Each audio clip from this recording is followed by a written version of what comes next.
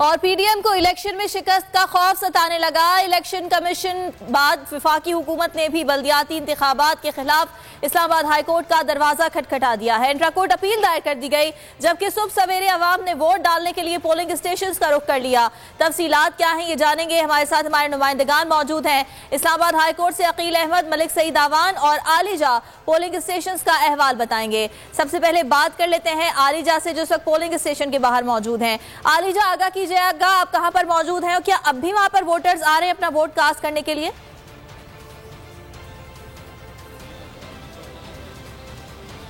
जी बिल्कुल, इस्लामाबाद में बल्दियाती इंतखाबात का जो मामला है वो उलझ के रह गया है और ऐसा उलझा है कि सुलझने का नाम ही नहीं ले रहा। हम सुबह से मुख्तलिफ पोलिंग स्टेशन से अपने नाजरीन को आगाह कर रहे हैं किस तरह अवाम इस्लामाबाद की सख्त सर्दी में अपने हाथों में शनाख्ती कार्ड थामे वोट कास्ट करने के लिए पहुंची थी, लेकिन बनी गाला के बेशतर जो पोलिंग स्टेशन थे वहां पर ताले लगे हुए थे। इलेक्शन कमीशन का अमला वहां पर नहीं पहुंचा था। इस वक्त मैं विजन मॉडल जो यूसी 13 का वार्ड नंबर 3 है इसके सामने मौजूद हूँ। यहाँ पर भी ताले पड़े हुए हैं। इलेक्शन कमीशन का जो अमला है वो यहाँ पर मौजूद नहीं है, लेकिन अब तक यहाँ पर लोग मौजूद है वोट कास्ट करने के लिए इलेक्शन कमीशन के अमले की राह तक रहे हैं। हमारे साथ लोग मौजूद हैं, उन्हीं से जानते हैं। सर, क्या कहेंगे, इलेक्शन क्यों नहीं कराए जा रहे, क्यों भागा जा रहे हैं? देखें जी, ये आवाम सुबह से वोटिंग के लिए आई हुई है। विजन मॉडल स्कूल बनी गाला में हम खड़े हैं जी। अभी तक ताले लगे हुए हैं, कोई भी नहीं आ रहा है, ना इलेक्शन कमीशन की तरफ से कोई अमला आया है जी।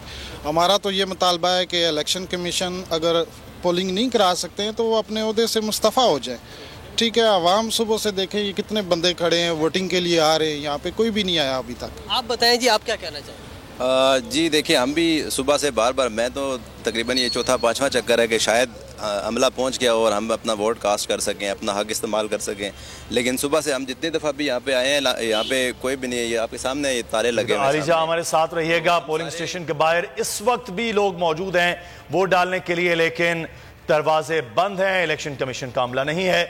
लेकिन इस्लामाबाद हाई कोर्ट की सूरत हाल क्या है? अकील अहमद हमारे नुमाइंदे हमारे साथ है। अकील, इस्लामाबाद पीटीआई के सदर भी कुछ देर में यहां पर पहुंच रहे हैं, नून लीग भी यहां पर पहुंची, इलेक्शन कमीशन ने भी आज दरख्वास्त दी। इस वक्त क्या सूरत हाल है?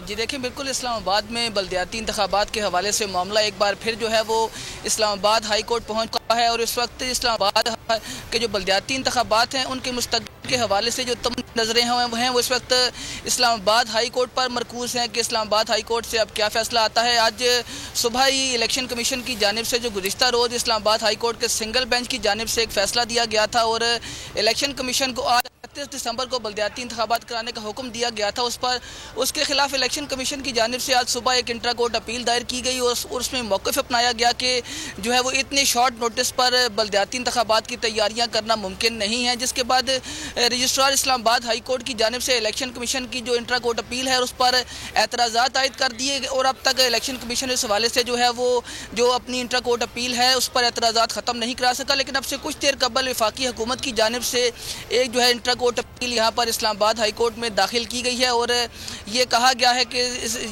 है कि जो गुज़िश्ता रोज़ का इस्लामाबाद हाई कोर्ट का फैसला है उसको कल अदम करार दिया जाए। और अब कुछ देर बाद बल्दियाती इलेक्शन ना करवाने के हवाले से इस्लामाबाद में मलिक सईद अवान हमारे नुमाइंदे मौजूद हैं, उनसे सूरत हाल जानते हैं। सईद, बताइएगा इस्लामाबाद में क्या सूरत हाल देखने में आ रही है? अमला गायब है, शहरियों का क्या रद्द अमल है?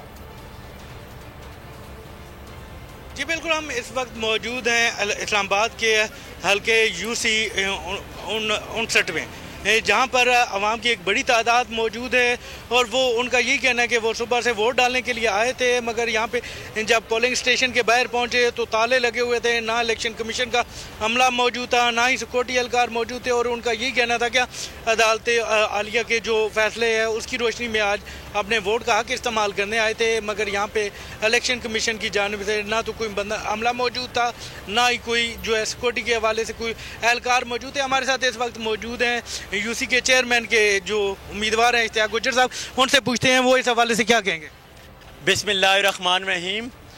पाकिस्तान की तारीख में मैंने पहली दफ़ा इस तरह देखा कि जो हुकूमत है वो बल्दियात के इलेक्शन से भाग रही है, लेकिन अफसोस से ये बात कहना पड़ रही है कि हुकूमत टोटल 27 किलोमीटर की है। इनको अपनी शिकस्त नज़र आ रही है।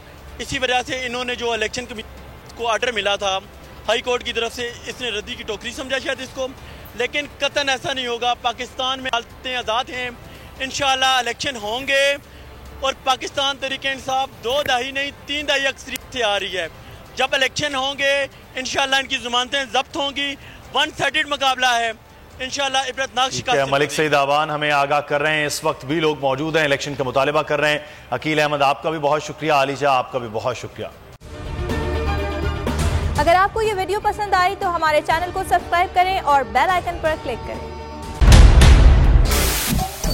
सबसे बड़े चैनल बोल न्यूज के एंकर मखदूम शहाबुद्दीन के प्रोग्राम अब बात होगी ने रेटिंग के तमाम रिकॉर्ड्स तोड़ दिए। मैं हूं मखदूम शहाबुद्दीन और आप देख रहे हैं अब बात होगी। 46% नाजरीन ने बोल न्यूज को देखा, सोशल मीडिया पर भी सबने ज्यादा देखा।